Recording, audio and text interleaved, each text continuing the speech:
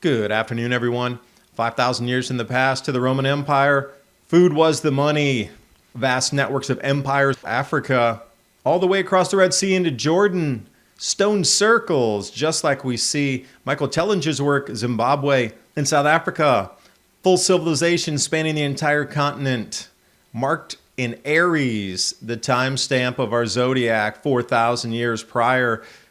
Trade routes set during this time of the frankincense road, and the pivot point of the world is still Turkey.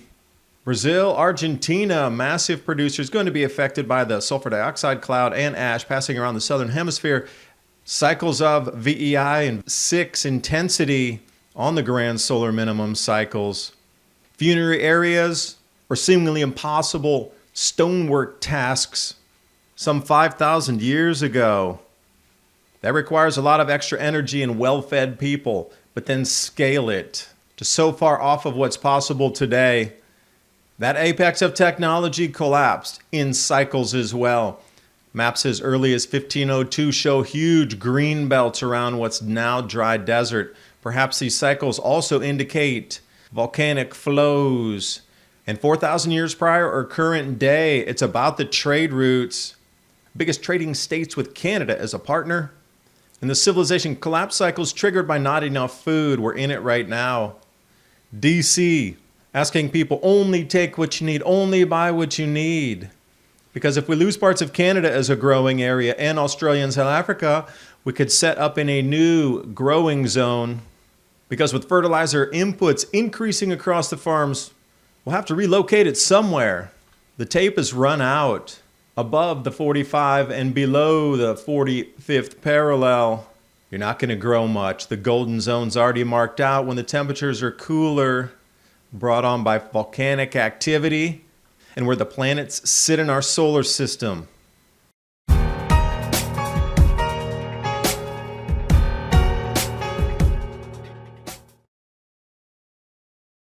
Looks like Joe hasn't gotten the virus or the economy under control.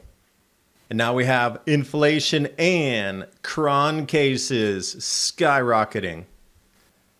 And do you think the stock market will trade higher in the next 3 years than it did from 2016 to 2020?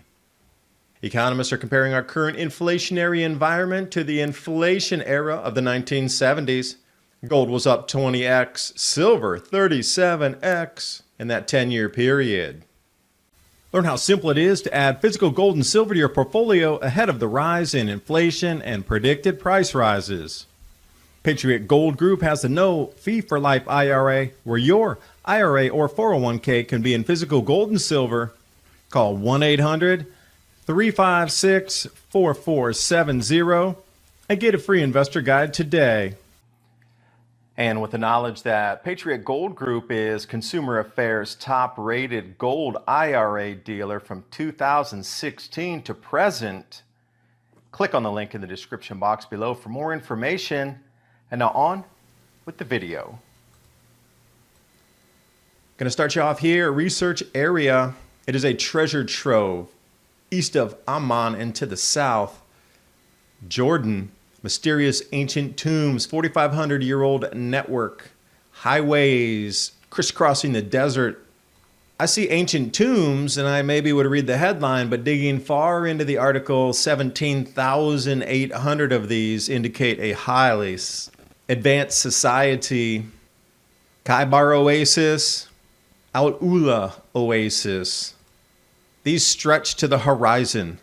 They've mapped a fraction of these.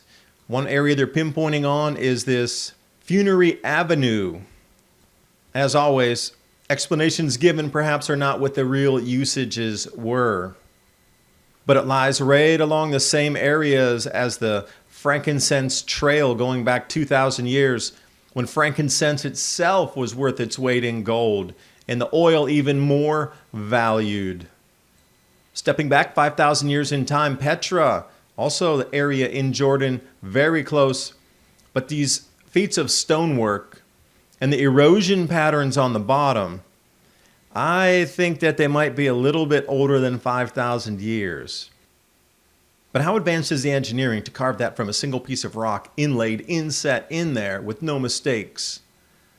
You find hundreds and hundreds of these, not one or two, which indicates planning and execution on a scale that would require an enormous amount of input, labor, tools.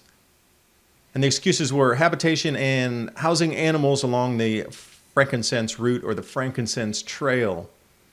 Erosion is something else on this. Wind erosion, but to put it into perspective, was something buried on the bottom with a flood?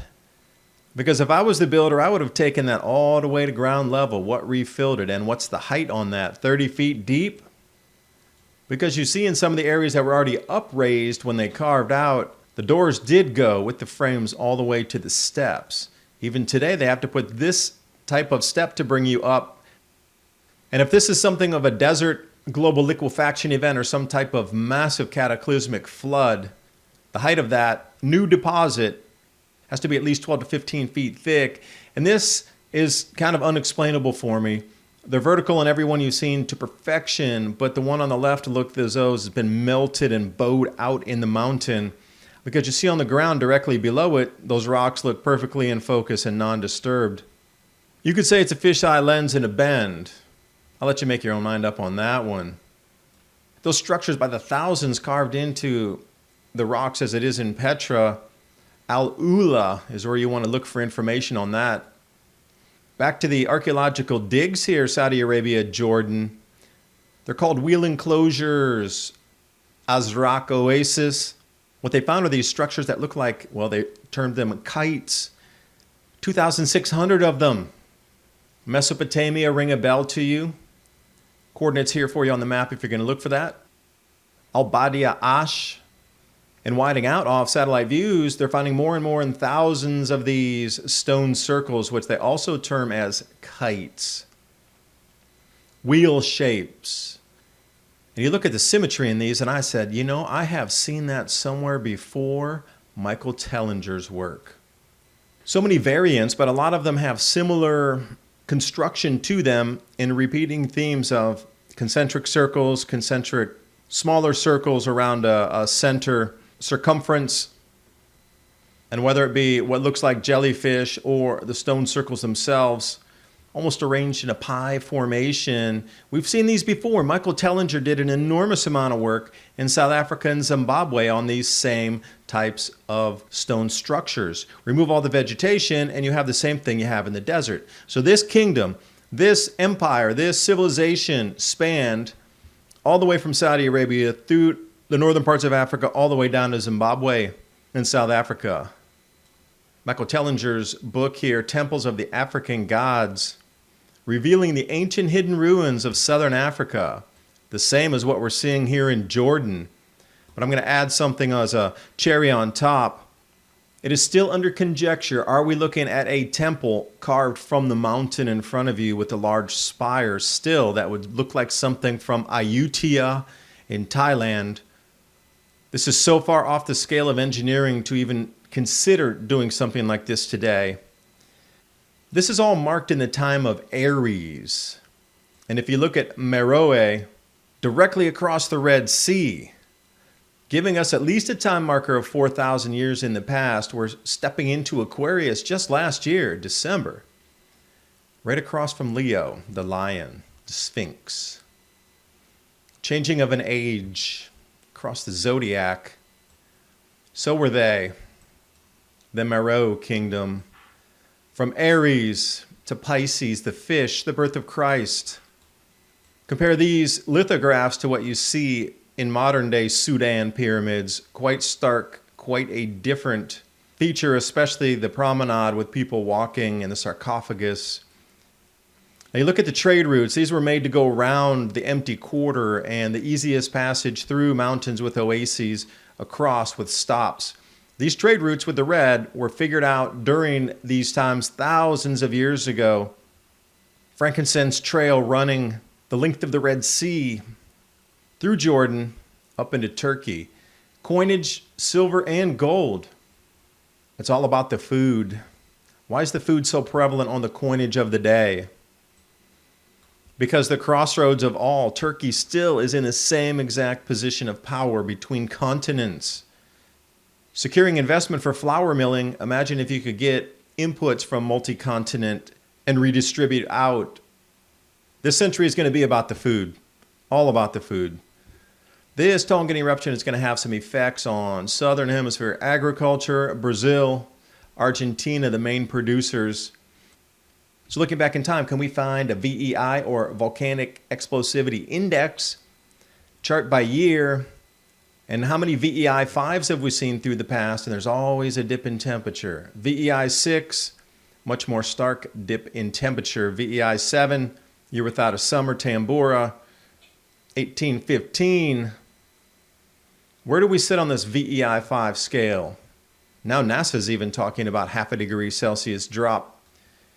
Can we find the cycles though? And do we know the cycle length? And what cycles are within cycles? If you're talking 25,000 years, 4,000 years, 12,500 years, this has gone around many a times. Who's recorded it and how specific is the knowledge to know when another one of these cycles is here? And this off Copernicus, the 24th of January 2022, sulfur dioxide still continuing to southern Africa. And this will make its way around the southern hemisphere, impacting crop yields and all the major producers, South Africa, Australia, Brazil, Argentina. And when we do look at maps back to 1502, those same areas on this frankincense route, yellow arrow, show massive amounts of greenery and vegetation. If you knew the cycle was repeating, these are the areas that would become wettest first. But also knowing the cycles, where is it going to cool with the volcanic ash in the southern hemisphere first, and overall globally, if indeed we're stepping into another grand solar minimum, you would look for food or food shortages to manifest first, rising food prices, inavailability of foods, countries scratching as much as they could to import foods because they know they couldn't grow it to the level they did prior. Now we see every single one of these events playing out, but this one hits home here.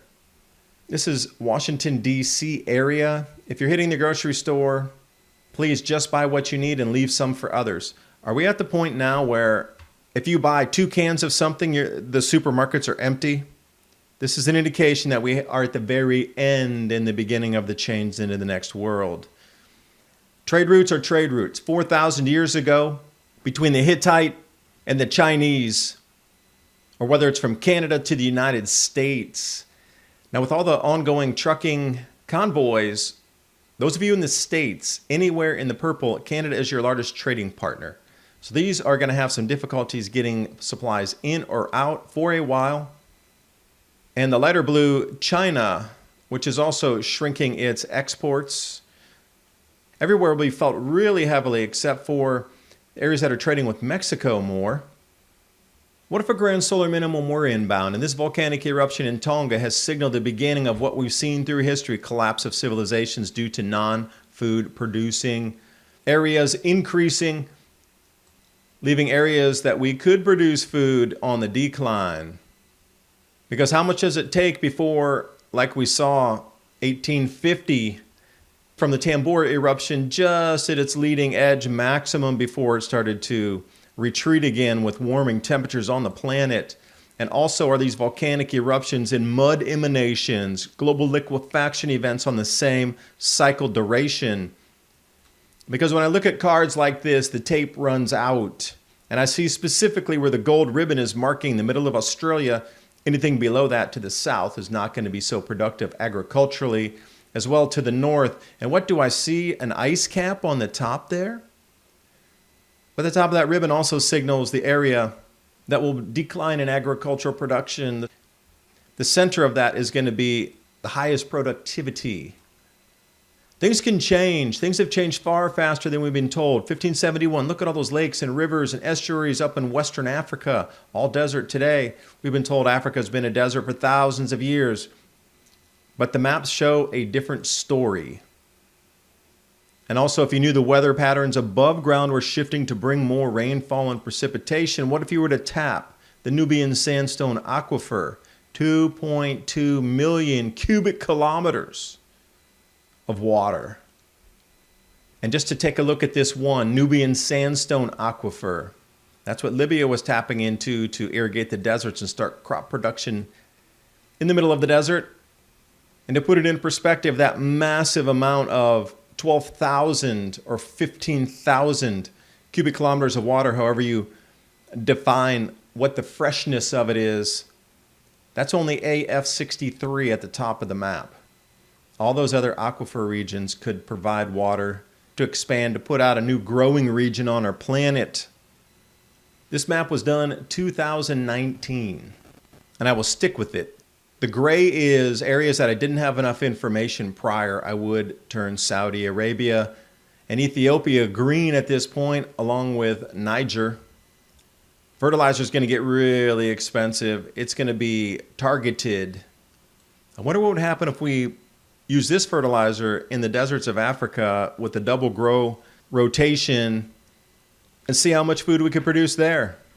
And that grow zone would be larger than the United States.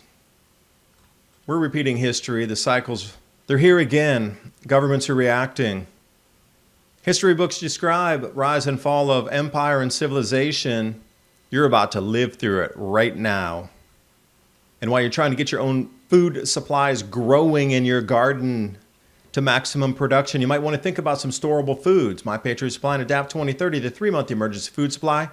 That link's in the description box below, along with the link to tonight's stories, images, maps, graphs, and your mind wide open to the past is now our future. Thanks for watching. Hope you got something out of the video, and I'll see you next time.